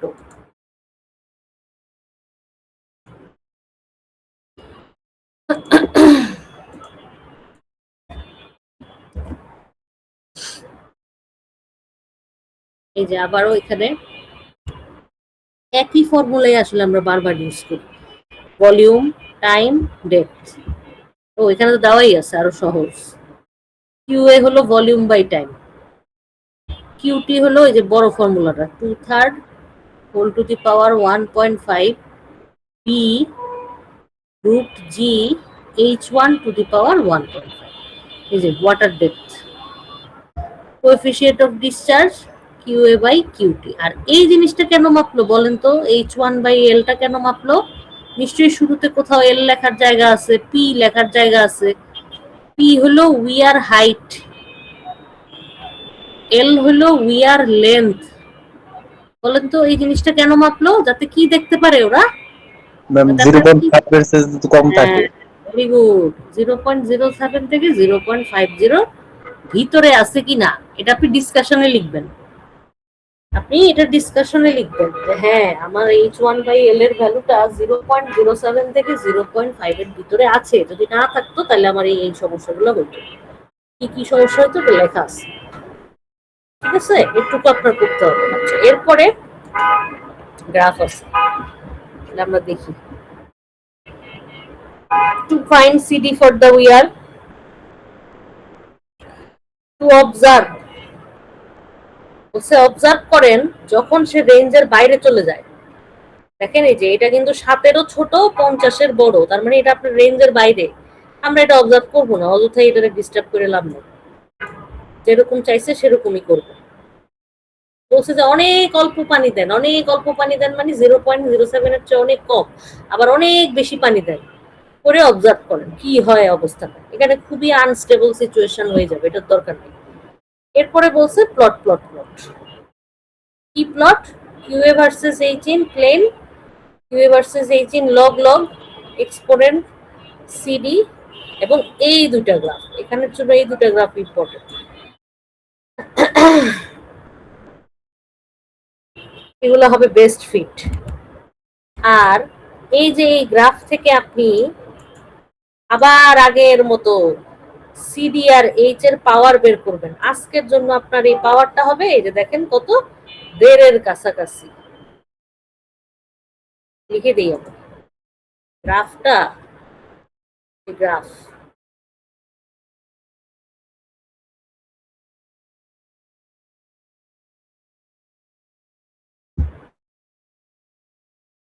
প্রত্যেক দিনই লিখি, আজকেও লিখলাম। এটার থেকে যে আপনি ভ্যালুটা পাবেন, স্লোপটা থেকে যে এন এর ভ্যালুটা পাবেন, এটা আসতে হবে 1.5-এর কাছাকাছি, এবং সিডির ভ্যালুটা হবে সি বাই কে। যেখান থেকে যে লগ সি থেকে সি আসবে, আর কেটা হলো ওই যে 2/3। এটা কিন্তু সবার জন্য ফিক্সড, হচ্ছে সেই কে। তারপরে আপনি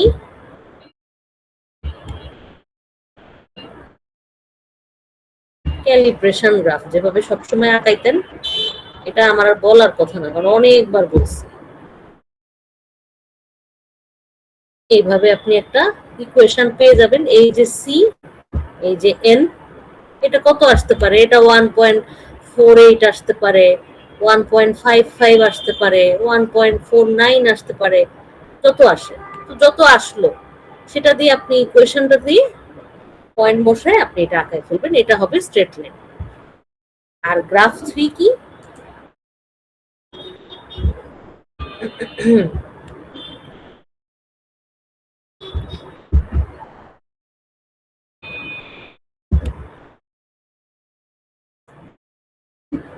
H1H/L versus CD on plane graph, H versus CD on plane graph.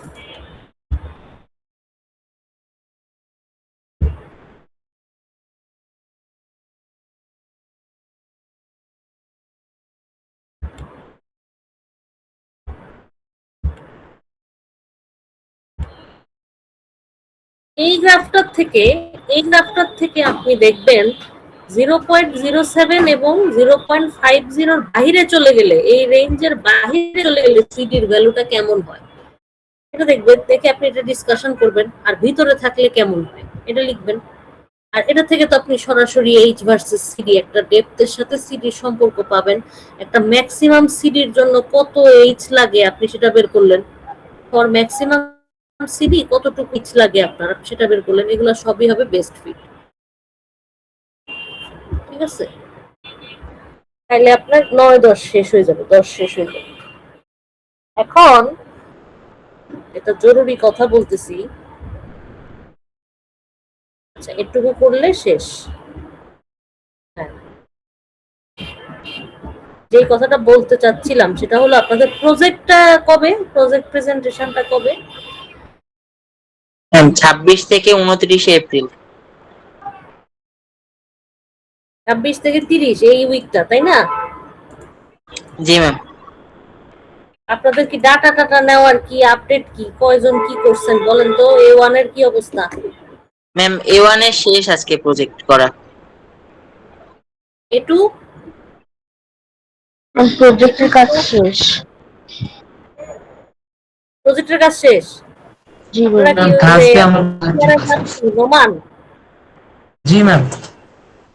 আচ্ছা, এরপরে বলেন B1 আনাসদের কি অবস্থা? ম্যাম কালকে আমরা কাজটা করবো, ভাইয়াকে বলা আছে। ও ওনার থেকে টাইম নিছেন? হ্যাঁ হ্যাঁ কালকে। ঠিক আছে, এবার C1 বলেন। C1 এর কেউই নেই। ম্যাম আমরা হচ্ছে মঙ্গলবার আর ক্লাস টাইমে আমরা হচ্ছে স্লট নিয়ে রাখছি, আমরা ওই দিনে প্রজেক্টের কাজ করব। হ্যাঁ, আমরা আপনাদের মঙ্গলবার কবে না? Class time. মঙ্গলবার সকাল 8টায়। জি ম্যাম। ওনার থেকে টাইম নিছেন কবে? ম্যাম ওই স্লটেই আমরা হচ্ছে প্রজেক্টের কাজ করব ওই ও আচ্ছা, ওই দিনই না? জি ম্যাম। তো ওই দিন পারবেন দুইটা এক্সপেরিমেন্ট করে? ম্যাম কথা হইছে সকাল সকাল আসলে হয়ে যাবে বলছে। হয়ে যাবে বলছে, তাই না? জি ম্যাম। হয়ে গেলে ভালো, কারণ এর পরের সপ্তাহের এই তারিখে খুব সম্ভবত আপনাদের কুইজ আছে। এটা হলো 7 তারিখ, পরের সপ্তাহে বৃহস্পতিবার, আজকে হলো 19 তারিখ। পরের সপ্তাহের 7 তারিখে ফাইনাল কুইজটা থাকতে পারে। এখনো পর্যন্ত প্রবাবিলিটি এটা অনেক বেশি। এবং ফাইনাল কুইজে সিলেবাসটা হবে 5 থেকে 10, পুরাটা না, ঠিক আছে? এটার সিলেবাসটা কিছুটা কমানো হবে। এখন হয় প্রথম থেকে 2টা কমানো হবে 5-6, অথবা শেষের থেকে 2টা কমানো হবে 9-10। এটা আমি একটু কোর্স টিচারের আরেকজন যে আছে আপনাদের মাহফুজ স্যারের সাথে একটু কথা বলে তারপরে আমি ডিসিশনটা নিব। হ্যাঁ, যে কয়টা দেওয়া হবে, কি দেওয়া হবে, সর্বোচ্চ চেষ্টা করা হবে যাতে ইজি ভাবে কাজটা করা যায়। কারণ আপনারা তো হাতে কলমে করতেছেন, প্রজেক্ট করতেছেন, লিটারেচার রিভিউ করতেছেন, ওই দিন প্রেজেন্টেশন করবেন, ভাইবা দিবেন, এরপরে আবার কুইজও দিবেন। দেখা যাক কুইজটা কতখানি কিভাবে ইজিলি করা যায় সেটাই চেষ্টা করা হবে, ঠিক আছে? ম্যাম আমাদের তাহলে ভাইবা আমাদের শুধু ম্যাম ভাইবা শুধু যে যে যার প্রজেক্ট সেই প্রজেক্টের উপর ভাইবা। মোস্টলি তাই করা হয়, সেটাই করা হয় নাকি আপনার ম্যাম কাজের ফাইনাল উপর। সিলেবাস? এমন কোনো, হ্যাঁ হ্যাঁ, না এমন কোনো ইয়ে না আপনার যে সব করতে হবে এই সেই, আপনি যা করছেন তার উপরই কথাবার্তা। প্রেজেন্টেশনও যে একদম ইংরেজিতে বলতে হবে, not necessary, you can conduct it in Bangla also, বুঝায় বলতে পারলেই হয়েছে। ভাষার উপর জোর নাই কোনো। হ্যাঁ, এখানে তো আমি IELTS পরীক্ষা নিতে বসে ইংরেজিতে দিতে হবে, বাংলায় দিলেও কোনো সমস্যা নেই, বাংলায়ই তো সবাই প্রেফার করে। উচিত আসলে ইংলিশে বলা, কেউ যদি বাংলায় বলতে চায় সমস্যা নেই। সেরকম ভাইবাটাও ছোটখাটো 1-2টা প্রশ্ন, আপনি যে কাজটা করছেন ফাঁকি দেন নাই, এটা একটা বোঝার চেষ্টা করা একটু। বুঝি ম্যাম, ওইটা আমাদের প্রজেক্টের উপর, যে গ্রুপ যে প্রজেক্ট করবে ওটার উপর। ওই দিনের কাজের উপর, ওই দিনের প্রেজেন্টেশনের উপর, ঠিক আছে? Okay ma'am. প্রজেক্টটা রেডি করে ফেলেন এই উইকে, তাহলে আগামী উইক আপনি পড়ালেখা করে বৃহস্পতিবার কুইজটা দিতে পারবেন, ঠিক আছে? তাহলে আর কোনো প্রশ্ন না থাকলে শেষ করে দিচ্ছি, অনেক রাত হয়ে গেছে। ওকে, কোশ্চেন আছে আর কারো? এটা আবার কি? আর অ্যাটেন্ডেন্স দিতে হবে না, অ্যাটেন্ডেন্স এমনি আসবে, এটা সমস্যা নেই। অ্যাটেন্ডেন্সের ভ্যালু কম। আপনি অনেস্টলি জিনিসটা শুনছেন কিনা এটা তো আপনার উপর। আপনার অ্যাটেন্ডেন্স নিয়ে আমি কি করবো? অ্যাটেন্ডেন্স সবাই পাবে, নো প্রবলেম। ওকে, ঠিক আছে, তাহলে শেষ করে দিচ্ছি। হ্যাঁ, কোনো কোশ্চেন না থাকলে আমি আসসালামু আলাইকুম ম্যাম। আসসালামু আলাইকুম ম্যাম। ওয়ালাইকুম আসসালাম।